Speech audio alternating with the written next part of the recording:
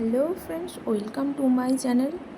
দেখো, এই ডিজাইনটা আজ তোমাদের সাথে এই ভিডিওতে শেয়ার করব।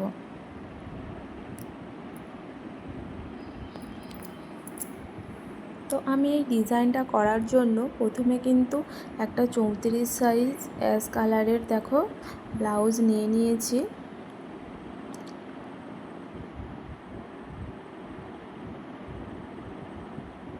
এবং ডিজাইনটা করার জন্য জামার নিচেই দেখো আমি এইভাবে পিচবোর্ডকে ক্লিপের সাহায্যে আটকে নিয়েছি।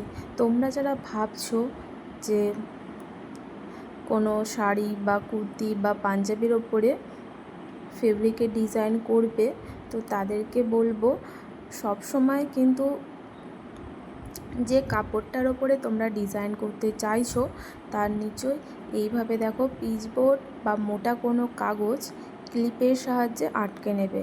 এছাড়া তোমরা কিন্তু যে ফ্রেম পাওয়া যায় ছোট বা বড় সাইজের, ওই ফ্রেমটাও কিন্তু ব্যবহার করতে পারো।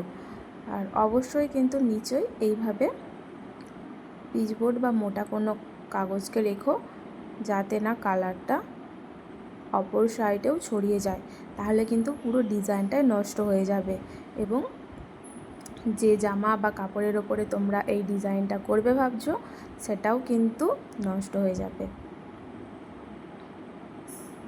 তো আমি এক্ষেত্রে কিন্তু পুরো ডিজাইনটা রাউন্ড ব্রাশের সাহায্যে করেছি।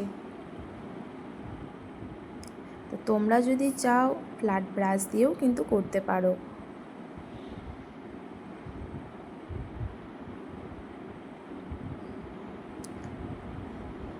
যে ফ্লাওয়ারটা এখানে আমি আঁকছি দেখো, মাঝে কিন্তু লাইট ব্লু কালার দিয়ে করে নিয়েছি। এরপর পাপড়িগুলো এইভাবে রেড কালার দিয়ে দেখো করে নিচ্ছে। তো এক্ষেত্রে কালারটা কিন্তু তোমরা তোমাদের পছন্দ মতো কালার দিয়ে ফুলটা করতে পারো।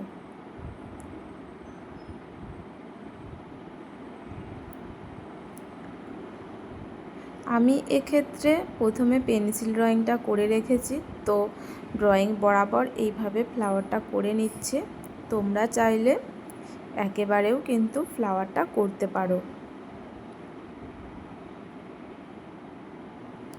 আমি ডিজাইনটা ব্লাউজের ব্যাক সাইডে করেছি এবং হাতাতেও করেছি।